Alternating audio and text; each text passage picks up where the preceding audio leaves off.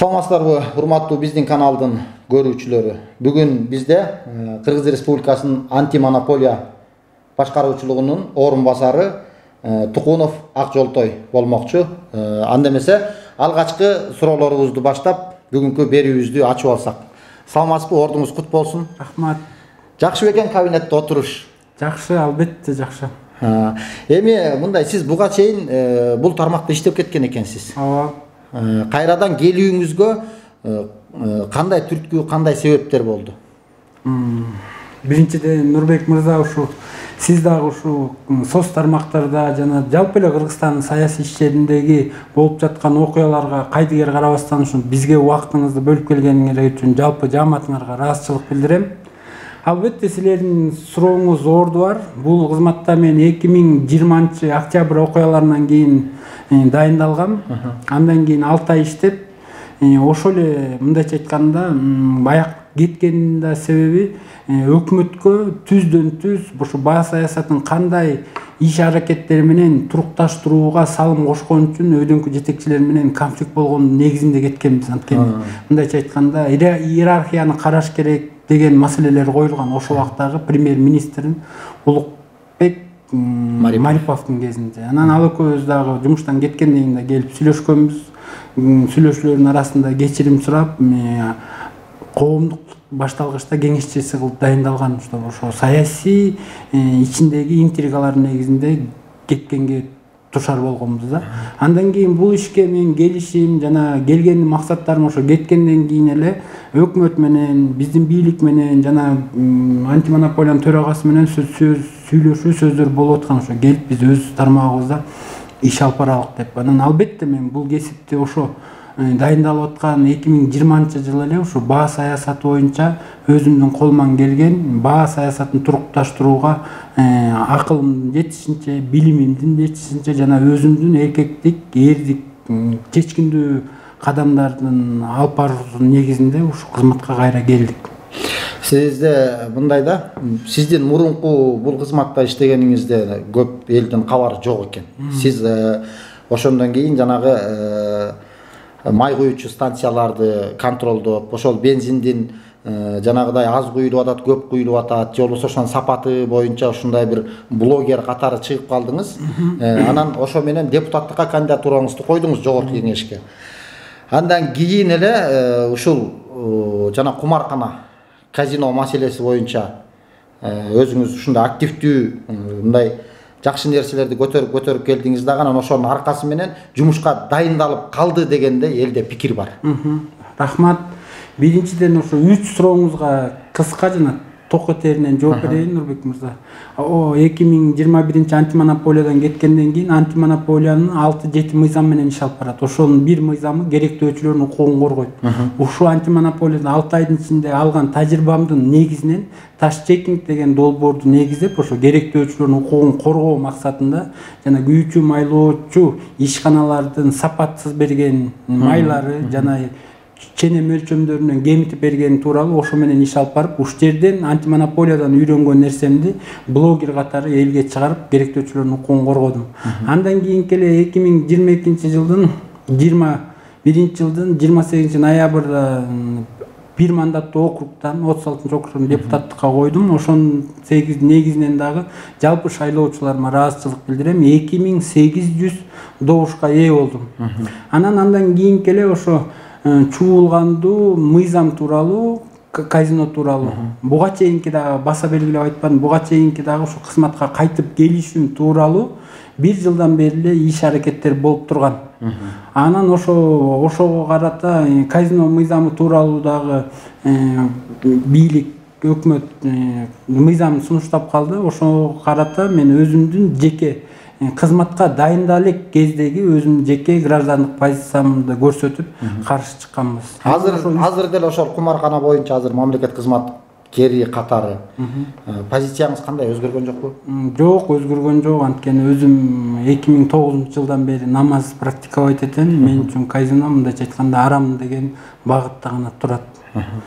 Жалпы эми азыр өкмөт мүчөсү болгондон кийин өкмөт мүчөсүнүн багыттарынын өзүнүн түрлүү багыттары бар. Ошонун бир багытынын биз мына баа саясаты, керектөөчүлөрдүн укугун коргоо, тең атаандаштыктын адилеттүүлүктү орнотуу жана кыргыз мамлекетиндеги герб, флагтар тууралуу өзүнүн мыйзамы бар. Ошол мыйзамдар катарында мен өзүмдүн колуман келишинче билимимди элиме багыштап арнап иш алып барганга аракет кылам. Дагы бир маселе. Бу жерде дагы бир суроолор бар. Акжолтой Тукунов 5 маал намазын окуган. Мындай кыскача мындай жалпы тил менен айтканда молдо деди. Ана мамлекеттик кызматка келишиңизчи. Бул жерде эч кандай эчтеке болбой, ушуну дагы коомчулукка түшүндүрүп Коомчулукка бере кетейин. Жалпы молдо деген сөз эмне? Молдо деген түз которулушу бул кагаз тааныган билимдүү деген сөздүн кебиси келип чыгат. Анан жалпы мен намаз окуган катардагы рядовой намаз окуган кыргыздын жараны катары. Ислам динин туткан кыргыз жаран катары билем. Анан көп жерлерде ошо көрө албастыктан айтылып жаткан жана динчил, ашкере динчил деп эми ал жала жаап коштоп турган нерсе. Анан өзүбүздүн биринчиден мен ошо коомдук ишке айланып иш алып барып жүргөн кезден бери айтам. Кыргыз мамлекетинде биздин биринчи турган мыйзамыбыз бар, экинчи турган каада салтыбыз бар, үчүнчү өзүбүздүн динибиз бар. Ошо 3 багытта тең мыйзамдын тегерегинде иш алып барганга биз даярбыз жана иш алып барып кетип баратабыз. Анан дагы бир маселе, мен бүгүн көрдүм, эртең менен көрдүмбү, жанагы кумшекер баасы боюнча. Бул жерде 70 канча 9 сом, 79 сом, муну мен деле көрдүм. Бирок бир маселе, аны 1 килограмм сатат экен бир кишиге. Андан кийинкиси уже кымбат экен. Эгер 2 килограмм алса, 3 килограмм алса 1,5 ашканда. Эми бул ушундай жанагыдай 1 килограмм мынчалык бир кумшекер менен ушу бааны туруктуу кармап атабыз деген сөз мүмкүнбү? Мүмкүн эмес. Биринчиден ошо биз антимонополиянын негизги максаттарынын бири Кыргыз мамлекетиндеги толук айланып аткан азык-түлүк жана жалпы күйүүчү майлоочу май, жалпы эле Кыргызстанда соода саттыкта айланып турган баа саясатын турукташтырууга аракет кылат антимонополия. Ошонун негизинен аракет кылабы же чара көрөбү, турукташтырабы?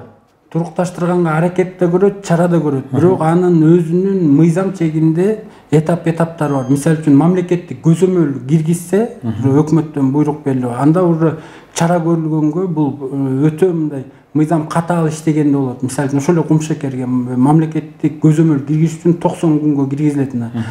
Бир баа жалпы себестоимостунан эсептеп өзүнүн аркасынан, анан мамлекет эсептеп чыккандан кийин ушул баа киресин деп киргизсе болот. Бирок ал эң акыркы этаптарынын бири. Ага чейинки эле министерство айыл чарбанын, ошондой эле мат резервдин иш аракеттери менен чогуу иш алып барабыз. Анан сиз өтө жакшы баса белгилеп айттыңыз, жана 1 килограмм 79 сомдон турган кумшекердин баасын кармап туруу бул ушу биздин антимонополияга каршы ишканабыздын чоң салымы бар. Бул биринчиден 3 түрдөгү келишим түзүлгөн Кайымды завод менен жана Глобус, Фрунзе ушундай чоң үлкөн дүкөндөр менен жана ярмаркаларда 3 трехсторонний договор түзүп, ошо 1 килограмм кумшекерди бир кишиге суткасына 79 алып барууга мүмкүнчүлүк түздү. Ооба, бул мындай да азыр бизде убакыт, мезгил так ушул бүгүнкү күндө кумшекердин керектөөчү маалы. Мына азыркы ушул мисалы варенье жасашабы, жанагыдай бир кышкыга даярдык ушул кумшекер менен көрөт да. Анан 1 килограмм шекер менен бир киши алып тура турган болсо 30 кило алыш үчүн 30 күн магазинге кириш керекпи? Бул биринчиден. Экинчиден 30 күндөн кийин ошол жасай турган өрүк эмне болуп калат? Терип келип койгон. Экинчиден. Анан үчүнчүдөн сиздердин азыркы ушул антимонополия мына азыр биз 79 сом кылып койдук деп ошол эки 1 килограммдын баасын элге жар салып ушул экини мына 79 сом болду, биз шекердин баасын 79 сом кылып атабыз дегениңер менен аркы жакта экинчи килограмм кумшекерди 100 сомдон сатып атат. Мисалы экөөнү мындай айландырып келгенде 90 сомго чыгып атат да. Бул жерде сиздер 79 деп мына 80 сом дейли, бирок факт менен болгондо 90-100 сом болуп атат шекердин килограммы. Буга мисалы үчүн ошол 1 килограммдан кийинки аркыга сиздер кандай чара көрсөңүздөр болот? Эми бул ошо. Бул азыр дагы бир сурайын дегеним, себеп дегенде кумшекерди бизде мамлекет алып келбейт муну. Жеке ишкерлер алып келет, бизнесмендер алып келет.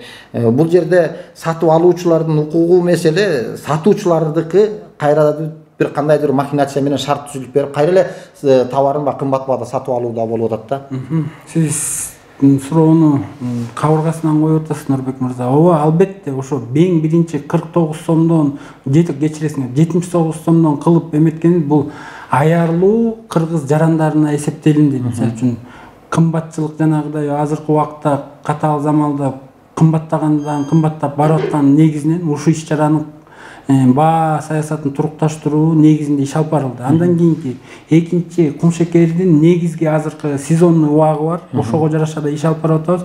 Бирок азыр Кыргызстан боюнча Индия мамлекетинен, Белоруссиядан, Россиядан кумшекер келип атат. Бизге кумшекердин ошол жактан келгендин өз келишинин наркы кымбатыраак түшүп атат. Анан да сиз айткандай албетте ушу ортомчуларды жок кылуу негизинде Кыргызым деген азыр биз балдар болуп жаңы эле сунуш түштү. Социальный магазин ачканга бул антимонополияга тийиштүү эмес. Жеке мен кызматка келгенден бери биздеги жарандык өкүлдөр менен көп мамиле түзгөндүктөн азыр Кыргызым деген социальный проекттегиде магазин ачкантабыз. Ошо жанагы экинчи кадамыбыз, жанагы сиз айткан ортомчулар, көбүнчө бул жерде ортомчулар кандай деп айтсам, алып сатарлар. Недобросовестный ортомчулар ашкерене кошуп атат. Биз азыр ошо эт боюнча дагы, кумшекер боюнча дагы, суу май боюнча дагы ортомчулардын иштерин ачып элге чыгарганга түз эфирлерден чыгарабыз. Ушул жумада Кудай буйрса эттин багытында чыгарабыз.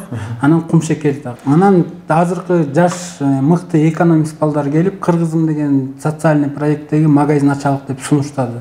Анын обороту мисалы менен $500,000 чейинки, ошонун негизинен өндүрүүчүдөн кардарга чейин ортомчусуз дүкөн ачылганга мүмкүнчүлүк. Мен көчөгүн толук тааныштым, ошолорду ишке ашырабыз. Андан кийин кумшекердин арзандатышысы эми күзгө кант кызылчадан чыккан. Кудай буйрса күзүндө Алла тааланын берекесин берип, жакшы жемиштерди берсе, кант кызылчасы кең мол болсо, ошонун негизинен кайра кумшекердин баасы турукташат буйрса. Андан кийинки азыркы Кыргызстанда жээлип аткан кумшекердин баары тростниковый сахар деп коет. Ал ошо тростник Бразилиядан бери келет. Анын сахардын өз наркы дүйнөдөгү биржалардан коюнат тростниктин баасы. Анан ошонун негизинен наркы да кымбатыраак түшүп атат. Бирок биз толугу менен кумшекер чыгарган ортомчулар менен иш алып барып атабыз. Сиздер баанын өсүшү макул, төмөндөп кетиши боюнча дагы мындай өзүңүздөрдүн чара болобу? Мисалы үчүн көлдө картошка экек көп, алма өрүк бар. Ошол эле учурда күзүндө кандайдыр бир сезондо ошол жерде дагы эле ошол ортомчулардын айынан баа түшүп кетип, дыйкандардын да күйүп кеткени болот. Алардын дагы мындай бир нерселери болобу, ошолорго бир чара көрүү. Мисалы үчүн гектарлап картошка айдап алып туруп, жазга сатам деп жазында чиритип ийгендер көп. Ошол эле учурда жанагыдай насия алып, банктардан насия алып, ошол эки нерселер менен аракет кылайын дейт. Мисалы ошол эле азыр айылда эттин баасы арзан эле. Ушул убакка чейин мына Кыргызстанга жанагыдай эч кандай мет справка жок, эчтеке жок, айылдан жүктөп келип союп туруп кошуналарга таратып 400-450 сатып атат. Бул бардык эле жерде бар, муну кыргызстандыктар танбайт. Бирок базарда 600 сомго чейин чыкты да.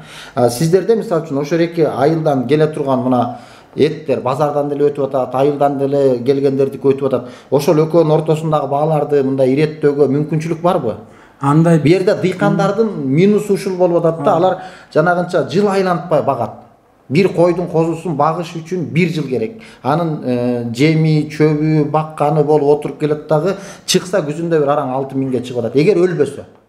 Ит куштан сак болсо. Анан ошол эки дыйкандарга мисалы үчүн айыл жергесинде сатылып аткан дыйкандардын продукциялары өтө эле арзан, бирок мындай эл алайын десе, керектөөчүлөр алайын десе кымбат болуп атат да. Эми шекер макул, алар баягы сырттан келет экен. Ошол мамлекеттин ичиндегилерди жөнгө салууга кандай аракеттер бар? Ошол тууралуу азырда кошумча айтып кетейин. Ысык көл областындагы биздин жарандар чыгып атат. Өрүк тууралуу, азыр өрүктүн сезону болуп атпайбы? Жалпы Россияда сбыттын жоктугунан ал үчүн негизинен өрүктүн баасы аябай түшүп кетти. Балдар чыгып. Бирок аяк жагы боюнча көзөмөл кылууга бизде мыйзам жол бербейт. Мамлекеттин ичинде. Ошо мамлекеттин ичиндегин сизге айтып берип атам да. Анткени мисалы үчүн жеке эле көп адамдардын көз карашында жана түшүнүгүндө антимонополия баардык баа саясатын көзөмөлдөп контроль алат деген жерине ишенишет да. Ошондой ойдо болушат. Жок, жеке менчик ишкана өзүнүн өрүк сатып алып, өзү билет канча сомдон коет, канча сомдон сатаарын. Аяк жагына биз кийлигише албайбыз. Негизги мамлекеттик реестрге кирген мамлекеттик ишкана ГП, муниципаль ишканалар ошолордун баа саясаттарын биз коюп контроль кылып көзөмөл кыла алабыз. Жалпы Кыргызстан боюнча жана сиз айткан бирок мамлекетте эчтеке жок да силерде. Силер кое турган эмне бар? Арак завод бар. Дагы эмне бар? Ушундайлар калган бүт эле менчиктик. Арак завод да менчиктики мисалы үчүн. Почта, мисалы үчүн почта бар.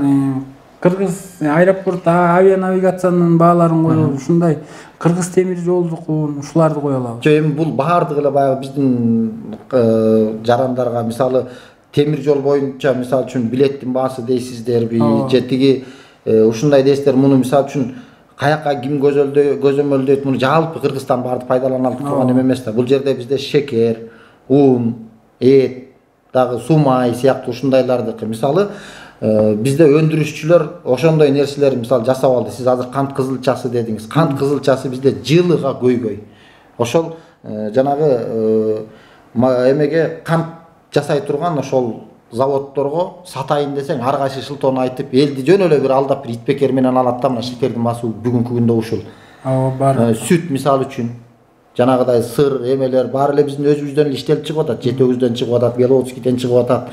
Бирок ушулардыкы деле кайра керектүүчүлөргө кымбат кетип атпайбы? А элдин сатканы мына бир ашпес азыр 30 сомдон сатат сүтүн. А биз базардан алабыз ошол эле коробкадан кайра 60 сомдон. Ортодо расходун чыгарганда деле 15 сом бир кишинин чөнтөгүндө калып атат да. Эми ушул нерселерди мамлекет эми ошол жака алып келип өткөрүп аткандан кийин ушулардын да эме жасаса болобу ушуларды?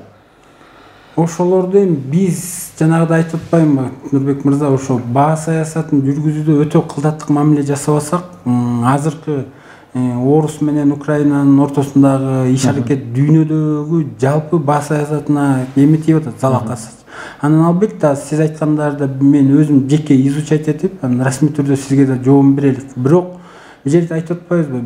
Биз Министерство экономикага азыр карап калганбыз кызмат катары. Мурун 2020-жылга чейин өкмөттүн алдында элек да саясатыбызды өзүбүз жүргүзүп. Азыр толугу менен Министерство экономика ошо основной политикасы бизнес чөйрөнү коргоодо.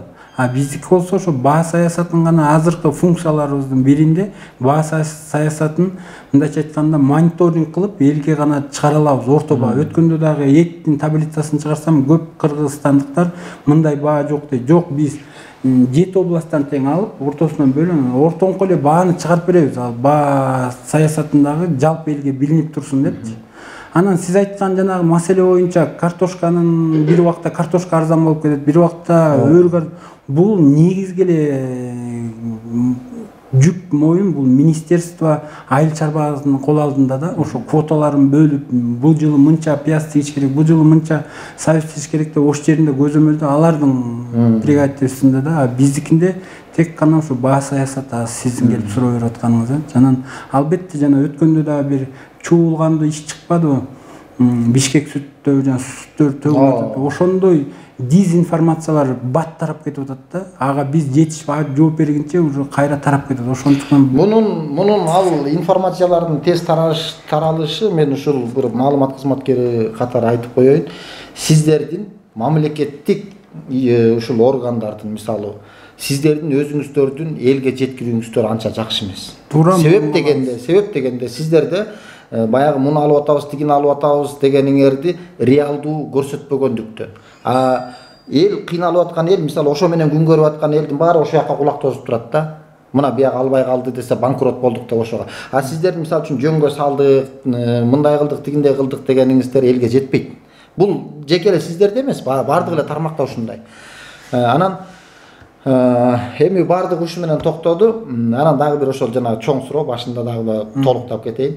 Сизде мына 6 ай бою ушул убакка чейин мен ушул жерге отуруш үчүн аракетимди кылып келдим дедиңиз. Билимиңиз ушул тараптабы? Ооба, билим ошол тарапта. Мен өзүм финансово-экономический техникум налогообложенияны бүткөм. Андан кийин заочный Скөл областынын Каракол шаарына Тыныстаныкта бүткөн финансы кредит. Анан сиздин жана сурооңузга аягына чейин жооп берип коеюнчу. Жана сиз айтпадыңызбы, мамлекетте жанагыдай тез арада маалымат бере албай жетишпей калат. Аны мен жеке өз антимонополиядан да моюнга алам, бирок биз өзүбүз сиз айткандай жанагыдай таш чекингди негиздеген элдин алдында блогер катарында белгилүү болуп калбадыкпы? Ошонун негизинде мен байма-бай суббота воскресенье жумуштан сырткары түз эфирге чыгып элге маалымат берип турабыз. Анан жалпы кылып аткан иш-чараларыбыз аркылуу дагы маалыматты түз. Мына бүгүнкү эле ошо өткөнкү жана кумшекер тууралуу варенье жапса тиги айнекте болуп катып калбайбы, ошо тууралуу анализин келип тапшырма берип анализин чыгардык, анализи түз чыкты.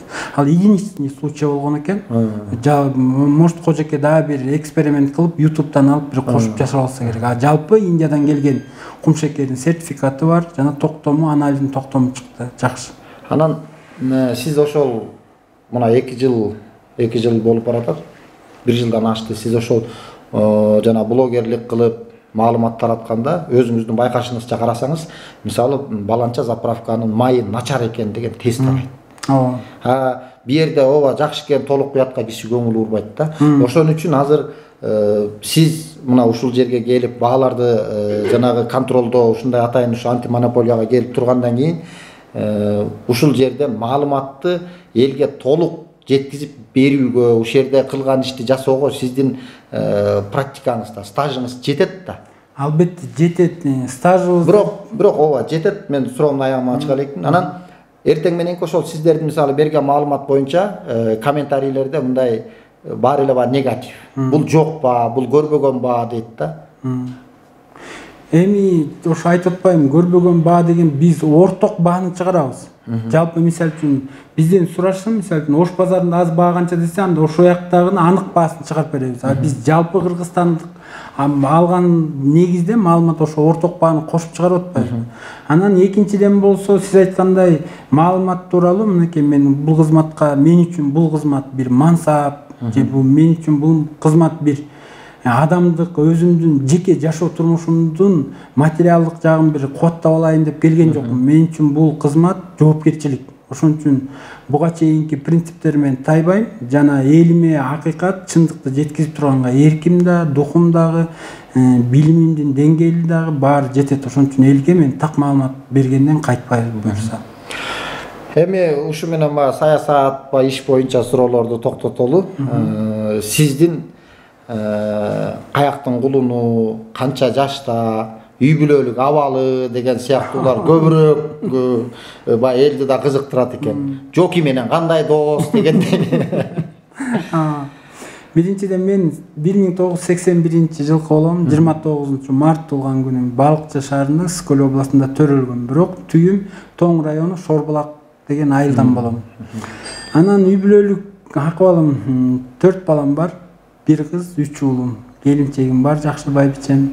Анан жалпы өзүмдүн жашоо турмушумда жана Жоки деген жигитти айтып калбадыңар. Жоки деген жигит Кыргыздын жакшы бир жигиттеринин бири, өзүнүн оюн айткан, элге таанымал, өзүнүн электораты бар. Анан ал баланы дагы ошо кызматка келгенден кийин чакырып колуман келишинче ошо өзү вохурда. Сиз начальник кылам дегениңиз чынбы? Кайсы бир жерге? Жок, начальник кылам деген жалган. Жок, бул ушул мына ушундай терезеңизге мен азыр тыштан келатып таныдым. Ушул жерде жанагы микрофонду коюп жалгыз митинг кылмадыбы?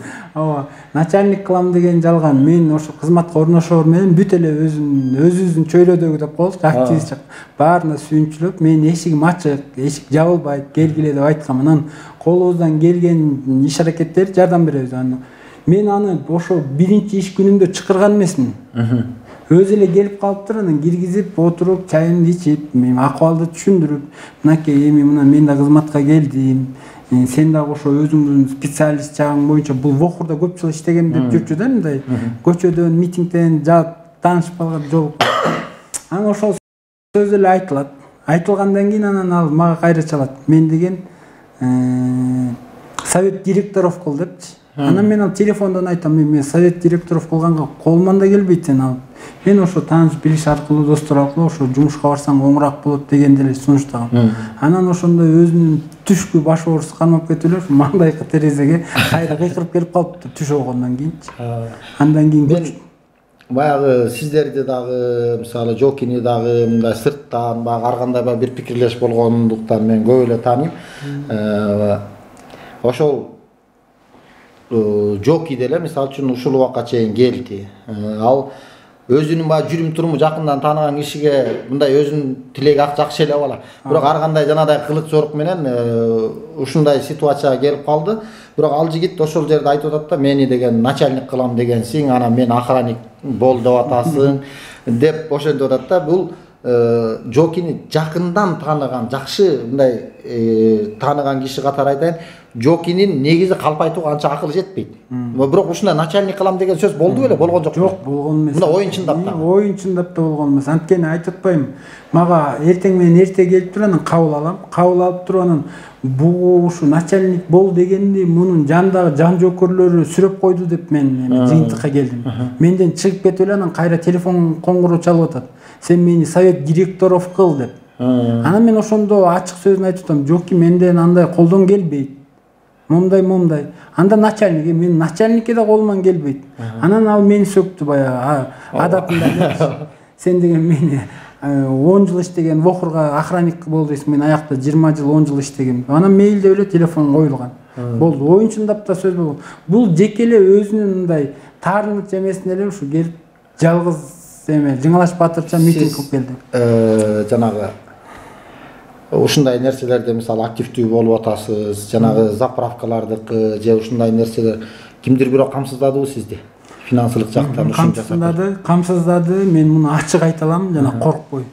Ошо сиз азыр кайра ошо Ташкенттин долбооруна келгениңизге суроо кайтарылып келгенде аябай кубандым азыр. Ошо жүрөгүмдө калган. Мен жалпы керектөөчүлөргө кайрылып айтар элем, бул жумуш убактылуу, атамдан калган жумуш эмес. Бирок Ташкенттин долбоору ишин уланта берет. Жакында кастинг өтөт. Анан улантат. Анан сиз каржылаган боюнча ушу Ташкенттинки эң көп каржылаган жалпы эл болду. Бирок мунун көптөгөн иш аракеттерди кылганбыз. Ошо бир эле эмес, заправка, жана трёхножка, дагы көп мен эсим. Жок, мындай да. Мен сурооңузга келатам. Ошол проекттердин ичинен эң көп каржыланган биздин акция бул жана трёхножкаларга каршы чыккан такси кызматындагы иштеген уул балдар кызмат акча которду. Ошону биздин юрист финансисттер менен кеңешип, биз Ташкенттин атынан счет ачканбыз. Ошол жака күнүнө 5000 сомдон 10.000 сомго чейин түшүп аткан убакыттар болду. Ошонун негизинен акчаны алынып, анан трёхножканы Кыргызстандан мыйзамсыз экенин биз далилдеп, жана трёхножка жыйынтыгын берди. Бирок дагы аяна чейин берилек. Ошо мыйзамсыз болгонун негизинен жана айыппулдар келип атпайбы трёхножка. Ошо да мыйзамсыз. Ошону да жокко чыгарганга мен жетишпей калдым. Фокус бүгүнбү эртеңги баягы сиз өзүңүз айтып атасыз, кызмат бу жерде түбөлүк эмес. Эгер алып кое турган болсо кайра эле ошол жанагыдай элдин укугун коргоо сатып алуу ушул жакта. Албетте, ал менин өзүмдүн жеке мисалы үчүн. Анан түшүндүк. Анан дагы бир суроо. Мисалы сиз ошол жерде ачык жанагыдай кайсы заправка экен, дайын дареги менен кайсы станция экен, полный ошону көрсөтүп аттыңыз, кайсы жерде турду. Ушул жерде кимдир бирөөнүн кызыкчылыгы болуп, баланча заправкага барып берчи, тиякта тигиндей болуп атат деген кандайдыр бир конкуренттердин эмелеринен, бир заказдарынан болдубу буйртмалар? Буйртмалар да болду. Тең туштарым аркасынан чыгып, коркутуулар да болду. АЗСтин тараптан өлтүрүүгө чейин, даже ыкмаларды колдонгонго чейин ушундай коркутуулар болгон. Бирок биз көбүнчө Facebook баракчадан өзүбүздүн ишибизди алып барып, элдин ортосуна салчубуз, кайсы АЗСти текшерелик деп. Анан мен текшерүүлөрүмдүн баары тең ошо керектөөчү өз укугун тебеленип, алданган убактарда иш аракеттерди көрүп текшерип аттык. Ошондой эле мисалы үчүн мессенджерден чыгып калып аткан биз жалпы ошо биз чыккандан кийин бүт АЗСтин өкүлдөрү чыгып биз иштешкенге даярбыз. Алар өзлөрүнүн аргументированный иштерин көрсөттү. Ошондой күн ысыкта бул бензин өзү күн ысыкта расшираться чоңойот экен, күн суукта кыскарат экен. Анан жанагыдай улитүүчү айтат экен тез-тез. Ошондой бүт аргументтер, документтеринен чейин алып келип берди. Анан биз ошо укугу тебеленген, мисалы көчө эле мисалы үчүн Нарын областында болду. Бишкек Петролиумда ушундай болду. Биз байланышка чыктык, жетекчилер менен байланышып, ичара өзлөрү чечип алган маселелерди чечип атабыз. Анан жалпысынан мен кыргыз элиме терең ыраазычылык билдирем. Ушу биздин иш аракеттерибизди толугу менен колдоп, мисалы үчүн адам өзүнүн митинг, кээ бирөө айтат, мен митингде эле жүрөсүң деп, жана мен тамашалап айтып коем, менин хоббим митинг депчи. Анан элдин колдоосу, алгоосуна алынгандан кийин сен чарчаганыңды дагы, акчасы жок экениңди дагы, ачка жүргөнүңдү билбейсиң. Кылып иштин аракетине майын чыгарып иш алып бара беребиз. Анан көбүнчө бизди сындай беришет.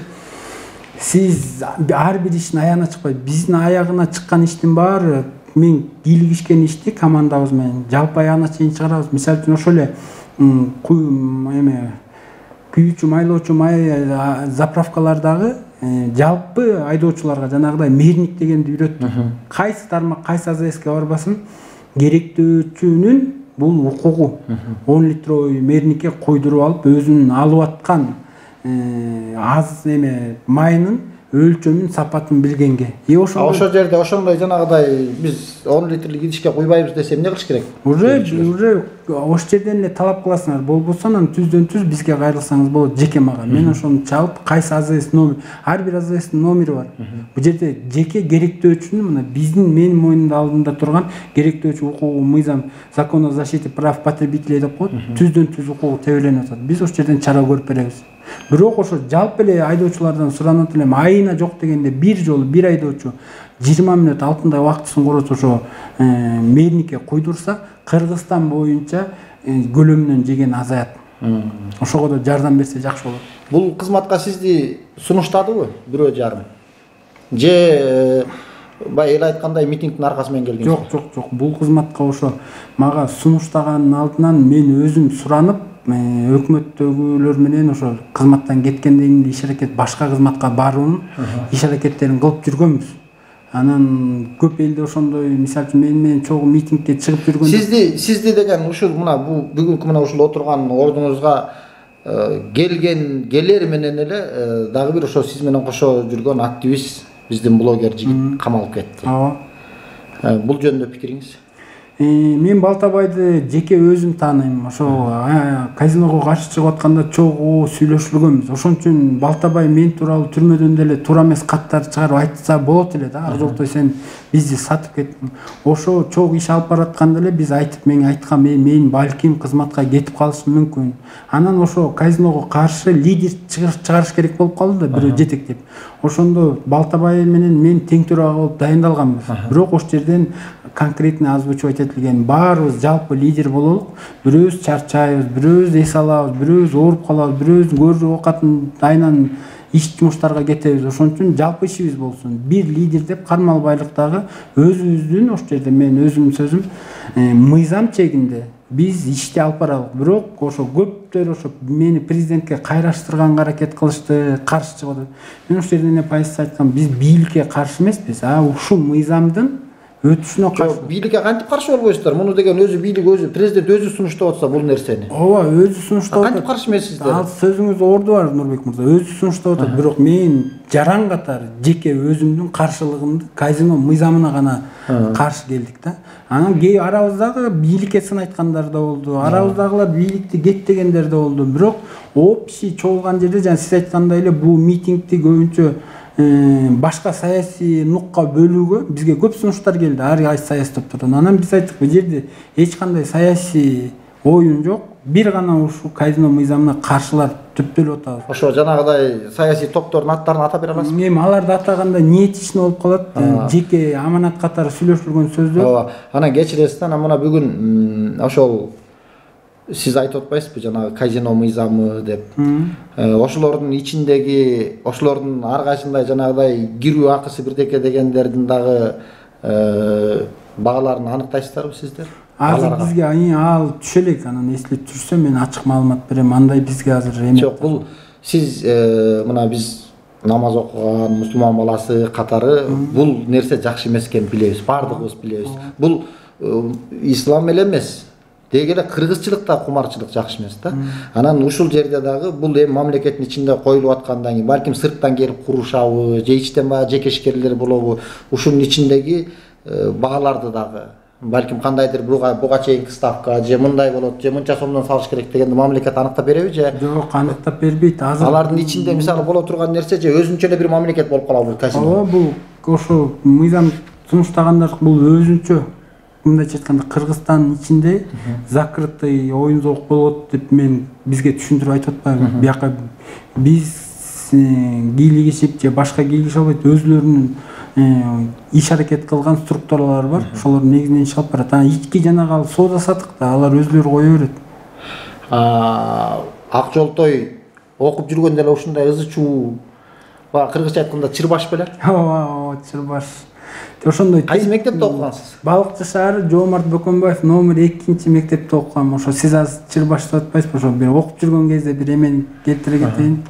Мен өзүм бала кезде көгүчкөн бакканга кызык элем да. Анан үйдө эрке, атам эрке өстүргөн, мындай уруп сокпой, мындай каалаган максатына жетип, анан оюн билдиргенге үндө өстүргөн да атам, мындайча айтканда баатырлардын сыфаттары болсун силерде депчи. Анан окуп жүргөндө ошо көгүчкөн багып, мектептен окуудан качып, өзүбүздүн Бөкөнбай школунун чатырына чыгып кетем. Анан чыгып баратканда лестница терезеден өтөт, анан классташтарым көрүп калат. Тукунов чердакка чыкты. Анан бүт мектепти эвакуация кылып, үстүнөн пожар болуп же ширинке чакпасын деп баарын чыгарат. Анан чыгарып, мынчалык чердактын көрүнгөн жерлери бар да, жерди көрөт. Анан линейка болгон жерге чыгып, менин класс жетекчим Клара Абдрахманова орус тилинен берген эжейимден классташтарын чыгарып, анан Ак Жолтой түш деп кыйкырат. Анан мен бул жыртыктан жашынып жатып көрүп атам, анан ичимен мынтип ойлоп коюм, булар мени кайдан көрүп атат депчи. Ошентип анан Коломгек агайдан берген Кожашев деген агай болгон, ошо өзүнүн жашоосуна тобокелчикке салып, ошо 2-этажга чыгып мени аман эсен сактап түшүрүп калган. Анан бала кезде да кийинчерээк студент кездерде да тентек болгонбуз. Жок, ушундай бир кандайдыр бир нерселерге каршылык билгизип, баягы кээ бир адам бар го, ичиндегисин айта албай эле ошо менен эмне болсо ошо болсун деп кетип, ушул окуп жүргөн, мисалы үйдө деле ушундай сапаттын зыяндары тийдиби? Албетте, бул запаттын зыяндары адамдын жашоосуна, жанагы өмүрүнө кооптураак тиет. Албетте мен ошо студент кезимде дагы, окуп жүргөндө да, үйдө дагы өзүмдүн пикиримди айтып, көкпеттеп койчу. Айткандан кайтпайт депчи. Ошондой зыяны сөзсүз тиет. Анткени кайсы жылдары окудуңуз? Мисалы, очный окуганда кайсы жылдары окудуңуз? 98-ден 2000 жылга чейин окудум. Ошол убакта намаз окуп элеңиз? Жок, мен кийинчерээк 2003-тө баштадым намаз окуп. Мындай кандайдыр бир ишти бүткөрүү үчүн 1,5 пара берип көрдүңүз беле? Жок, андай берген эмесмин. Мен мисалы үчүн ошо студент кезде эле статистика деген сабактан 3 алгам дипломундачы. Ошого 50 сом берсин деп чогулткан группалаштарым. Мен берген эмесмин, мен ошо таза канчалык деңгээлим бар, ошонун негизинде окуп бүткүм келет. Бул ушул мына кызмат, балким мындан дагы адам өйдөлөп, жакшы жерлерге барып калышы мүмкүн да. Ошондой чоңоюп кеткен Ак Жолтойдон эл канчалык деңгээлде ишенсе болот? Бул пара да албайт, пара да бербейт деген менен. Кырсык, ушундай парасымал, жанагыдай атайын буктурмага алып пастава кылган бул Кашкабактын ортосунда турат Мирбек мырза. Бирок ошолордон сырткары Алла Таалам көз түз болсо, 125%га ишенсе болот. Мен мисалы үчүн ошондой эле мына 2020-дан кийин ушул эле орунда отурдум, бирок экинчи орун басар болуп, азыр биринчи орун. Ошол кезде да ушу антимонополиядан 6 айдын ичинде жеп, ичип, паракорчулукка барсам, эпак менин шыйрагыман илип, камап койгонго мүмкүнчүлүк болмок. Бирок мен ошол кезде иштегенимде да таза болгом.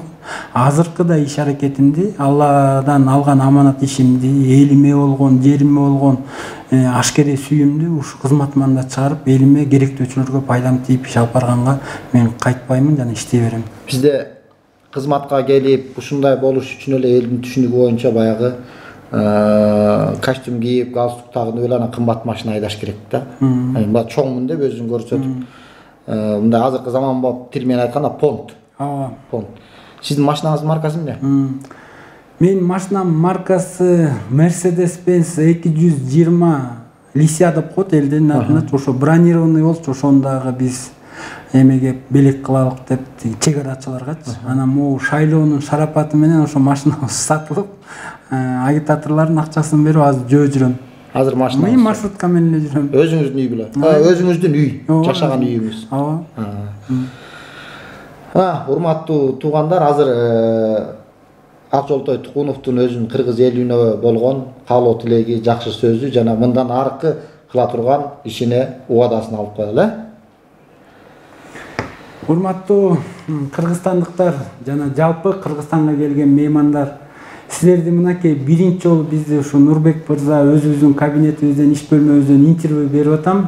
Жалпы коомчулукта биз тууралуу ар кандай сөздөр турат.